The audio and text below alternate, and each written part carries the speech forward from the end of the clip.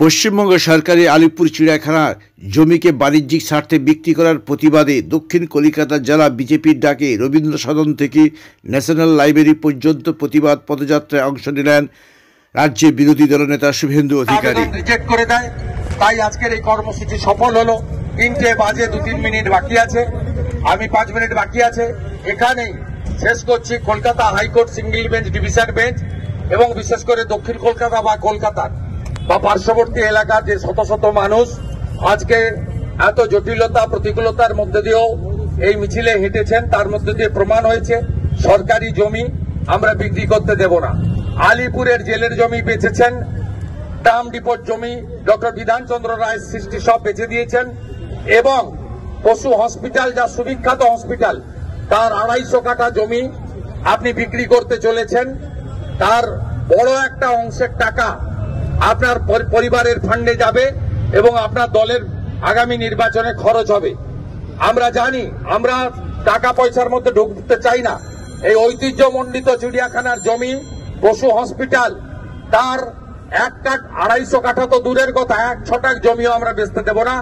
ভারতীয় জনতা পার্টির দক্ষিণ কলকাতা, উত্তর কলকাতা, যাদবপুর, হাওড়া, আমাদের সাংগঠনিক জেলাগুলি সমস্ত মানুষকে নিয়ে যদি সিদ্ধান্ত না নেয়, গঙ্গাসাগর মেলা এবং মকর সংক্রান্তির পরে লাগাতার ধর্ণা ইত্যাদি আমরা করব এবং আমরা আবেদন করব সচেতন নাগরিকদের, জনস্বার্থের মামলা করুন, রাজ্যপালের কাছে ডেপুটেশন করুন, কেন্দ্রীয় মন্ত্রী ভূপেন যাদবকে মেল করে এই অন্যায় এবং বেআইনি সিদ্ধান্তের প্রতিবাদ করুন।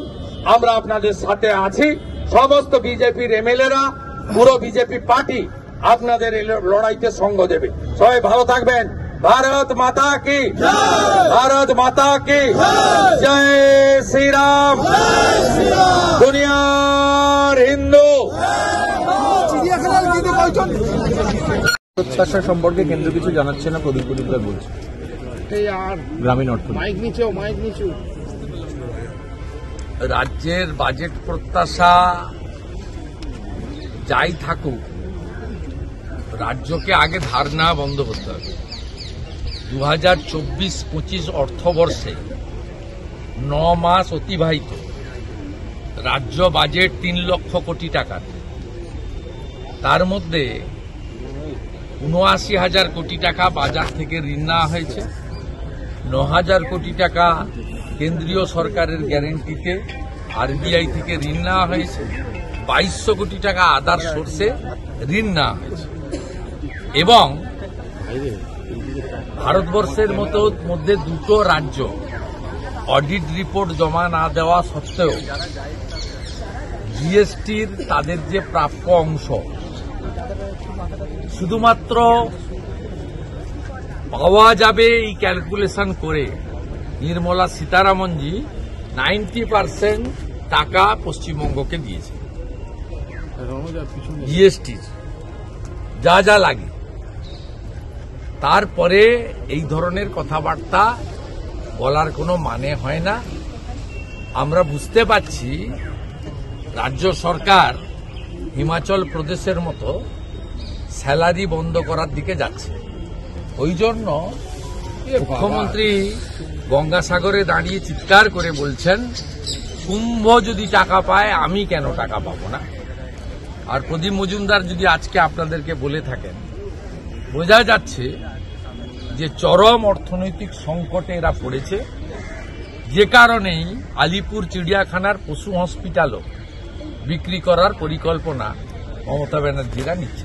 আজকে আপনি যখন প্রতিবাদে হাঁটছিলেন আদালতের অনুমতি ক্রমে এবং রাজ্য কলকাতা পুলিশের নিরাপত্তা দেওয়ার কথা ছিল শর্ত অনুযায়ী, সেই জায়গায় দাঁড়িয়ে এই যে তৃণমূলের তরফ থেকে দরজা থেকে ফ্ল্যাগ দেখানো হলো আপনাকে, কলকাতা পুলিশের পক্ষ থেকে আমি দেখিনি। আমরা যে ফ্ল্যাগ দিয়ে মিছিল করছিলাম, অর্থাৎ তাজ বেঙ্গলের সামনে এবং পশু হসপিটালের সামনে গিয়ে, ওই ফ্ল্যাঙ্কে কোনো চোর তৃণমূলের লোক ছিল। আমাকে আমাদের সমর্থকরা বলেছে উল্টো ফুটে জুর যে গেট, সেখানে আমি তো আমার চোখের সামনে নয়, দেখার সুযোগও ছিল না, কোথায় ঝোপঝাড় জঙ্গলে লুকিয়েছিল। তারপরে এদিক থেকে যেই যুবকরা তাড়া করলো, পতাকা ফেলে মমতা ব্যানার্জির ভাই কার্তিক ব্যানার্জির বাহিনী কোথায় যে পালালো আর খুঁজে পাওয়া গেল না। আমি তারপরেও 1 ঘন্টা এখানে বিচরণ করছি, ন্যাশনাল লাইব্রেরি রিডিং রুম দেখলাম, কফি খেলাম, সিঙ্গাড়া খেলাম, এবং আমার তো মনে হচ্ছে যে নন্দীগ্রামের থেকেও ভবানীপুরটা আমার কাছে খুব ইজি।